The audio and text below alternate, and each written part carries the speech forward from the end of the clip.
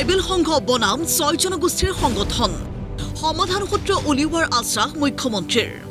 এই 6 জনগোষ্ঠী যদি এছটি ষ্টেটাছ পায় বৰ্তমানে ছ'চিয়েল ট্ৰাইবৰ কাৰণে থকা সংৰক্ষিত আসনৰ সিংহভাগ তেওঁলোকে হস্তগত কৰিব। অল ইণ্ডিয়া কম্পিটিটিভ এক্সামিনেশ্যনবিলাকত বৰ্তমানৰ ট্ৰাইবেলবিলাকে কেতিয়াও কমপ্লিট কৰিব নোৱাৰে। ফলস্বৰূপে আমাৰ IAS, IPS, IRS, IFS আৰু কেতিয়াও আমি আশা কৰিব নোৱাৰোঁ। আদিত্য খাকলাৰী ই কোন হয়? আমি কাৰো বাপেকৰ সম্পত্তি আমি চোৱা নাই।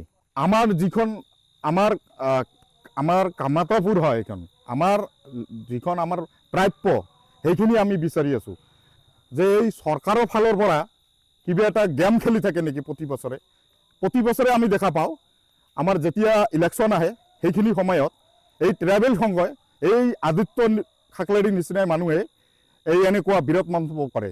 তাত কোনোবা ট্ৰাইবেল সংঘ আহি কিনে তাত মানে তেওঁলোকৰ অসুবিধা হ'ব বুলি কিনে তেওঁলোকে যদি প্ৰকাশ কৰিছে তো তাৰ সলিউশনটো আমাৰ দ্বাৰা নোলাব, তাৰ সলিউশনটো গভৰ্ণমেণ্টৰ দ্বাৰা ওলাব। তেওঁলোকে আমাক সমালোচনা কৰাতকৈ তেওঁলোকে গভৰ্ণমেণ্টক সমালোচনা কৰক।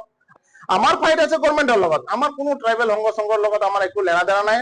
গোটেই বিষয়টোৰ কনফ্লিক্টটো তাতেই আছে যে পুৰণা জনজাতিসকলে নতুন লোকক জনজাতি হোৱাটো নিবিচাৰে। হ'ব খোজা জনজাতিসকলে কয় যে আমাক জনজাতি কৰিবই লাগিব।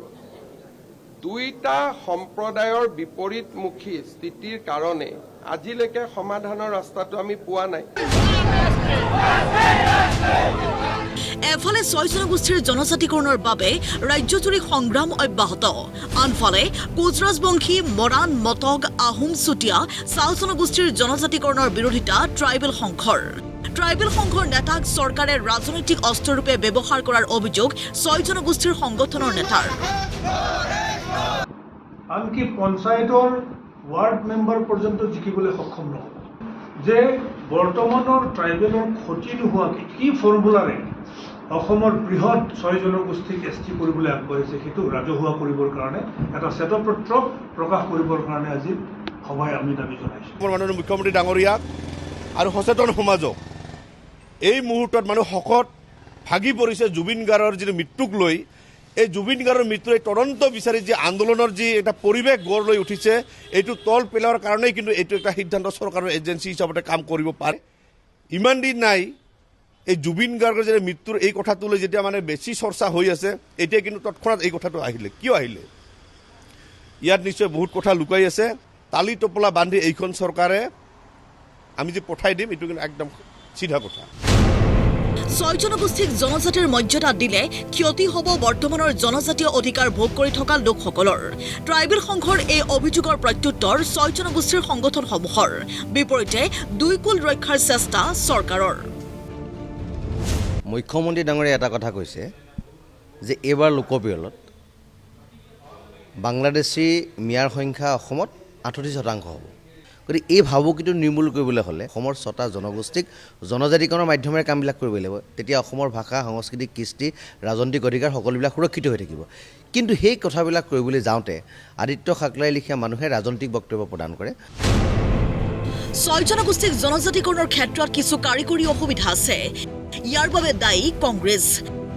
বাধা দূৰ কৰিবলৈ চৰকাৰে ব্যৱস্থা ল'ব বুলি মুখ্যমন্ত্ৰীয়ে কোৱাৰ বিপৰীতে উভতি ধৰিছে দল সংগঠনে। সমস্যাটো হৈছে যে কংগ্ৰেছ দলে এটা মেমৰেণ্ডাম দি থৈছে যে পুৰণা জনজাতিসকলৰ কোনো ক্ষতি হ'ব নালাগিব। সেই পইণ্টটোকে ট্ৰাইবেল সংঘই ধৰিছে যে বিধানসভাইটো কৈছে আমাৰ ক্ষতি হ'ব নোৱাৰিব, কিন্তু নতুন মানুহ আহিলেতো ক'ৰবাত নহয় ক'ৰবাত ক্ষতি হ'বই। সেইকাৰণে গোটেই বস্তুটো 25 নৱেম্বৰত যেতিয়া আমি বিধানসভাত ৰিপৰ্ট দিম, যিটো ৰিপৰ্টে এই সমস্যাৰ সমাধান কৰিব পাৰে। 2 মাহমান আগতে আমি এটা সন্দেহ কৰিছিলোঁ নিশ্চয় ইলেকশ্যনৰ আগমুহূৰ্তত যেতিয়া প্ৰতিবেদনৰ কথা আৰম্ভ কৰি আছে চৰকাৰী এজেঞ্চিবিলাক আজি আদিত্য খাকলাৰীহঁতক মানে ব্যৱহাৰ কৰি এই যে আমাৰ জনগোষ্ঠীসমূহৰ মাজত যে ভাঙনমুখী পৰিৱেশ আৰু ভাতৃঘাতী সংঘাত লগা যে একটা পৰিৱেশ ৰচনা কৰিব বিচাৰি আছে তাক আমি তীব্ৰভাৱে গৰিহণা দিছোঁ। 6 জনগোষ্ঠীক জনজাতিকৰণৰ প্ৰধান প্ৰতিশ্ৰুতি আছিল বিজেপিৰ, কিন্তু বিভিন্ন অসুবিধা দেখুৱাই সেই সময়ত বাৰে বাৰে পাভলতি চৰকাৰৰ। সেয়েহে প্ৰতিবাদী কণ্ঠৰে দিছে সকিয়নি।